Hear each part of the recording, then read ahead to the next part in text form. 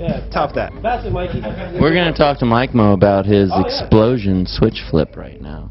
And so, Mike Mo, how do you feel about that explosion switch flip?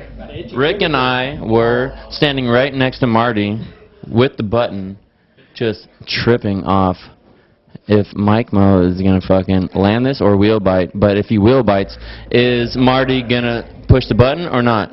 Don't push the button if he wheel bites. So, how were you feeling? So, Mike Mo did a couple switch flips, and it was seriously one of the scariest things I have ever experienced. Mike Mo, talk about it. I don't know what to say about it. Hey, But Michael. that was the scariest thing in my life. Why? Why?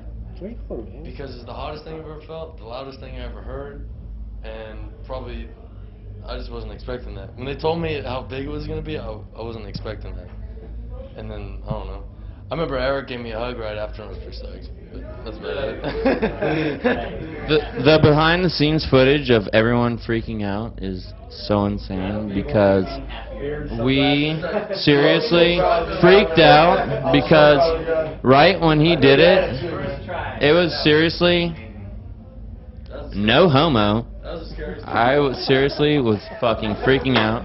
Seriously, no, that was the craziest thing I ever saw, and when he rolled away, I was very excited. Seriously, that was fucking insane. Let's go to Cairo. Cairo? Yeah, it's a different vibe. Ty's on another level, and like, I mean, we just talked about this the other day, and it's like, at the beginning, it's like, oh, okay, we're doing this video, and then it really sinks in. Like, I was telling him, I was like, it's like, for me, growing up, like, the cast, I think about questionable, and then you got little kids coming up, they don't know about questionable, and this is their questionable. So I'm like, I feel privileged, and I'm to be a part of like the next generation's questionable, and I'm like, all right, I'm part of this. And then like, so when I start thinking about that, I'm like, there's a lot of pressure on this shit. Like, I got to come through, and the whole production, everything, having Spike, having Ty, like all these dudes. I mean, it's overwhelming. And I mean, motivation, or what? How do you? What is it? How does it's complete motivation. Like, it gets you hyped. I remember going on my first trip with Guy. I was talking to Ty about this. Like, Guy would be up. Ty would have us on like, wake up hella early, skate all the way to 3 a.m. This dude right there, up skating the entire day, smile, and fucking be done at 3 a.m. still smiling. I don't know how he does it. Drugs.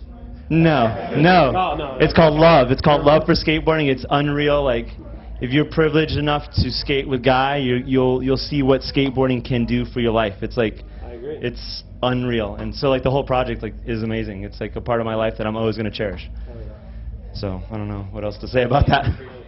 There's so many key things that like came together towards the end. Like this dude hooking up the intro, what, 3 weeks before the premiere?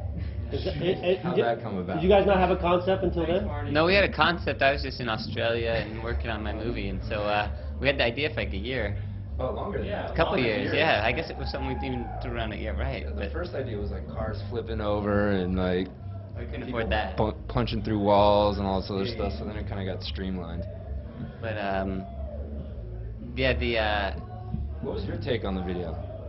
my take on the video, I got to see probably, I get to come in at the end and just like sort of, shoot some things and get to watch the edit and, talk to Ty about it. And my take on it was, I was blown away just by the level of skating. Probably about a month before the premiere, Ty showed me a rough string out of it, and just, I didn't even understand half the skating.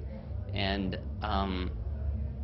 also, I mean, just blown away by the technical level of skating, but also just blown away by how much they gave it up. They gave up, I saw Mark, and it's too bad Mark's not here because he's a big part of the video, and I saw him the night of the premiere, and before the screening, I just told him, the first time I'd seen him since I'd seen all his footage, and I hugged him and told him how amazing his part was, and he started crying, and he just he said like I gave everything I had, and he was just a shell at that point, like the stress and I feel like everybody just gave everything they had, right? Right.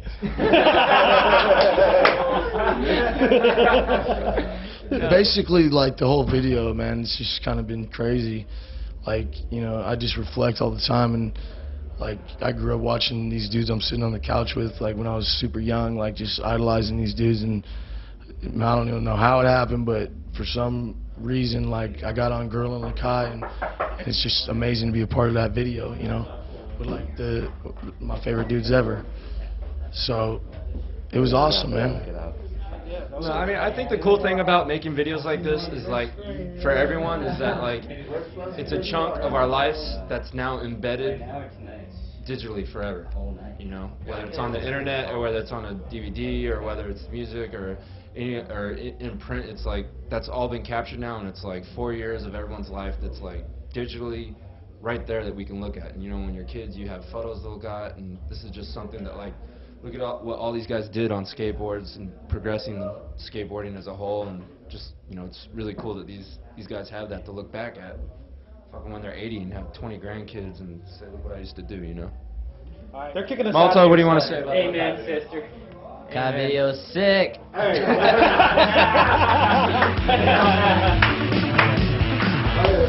Thanks, dudes. You guys are fucking awesome. I appreciate it. Great interview. Thanks, guys.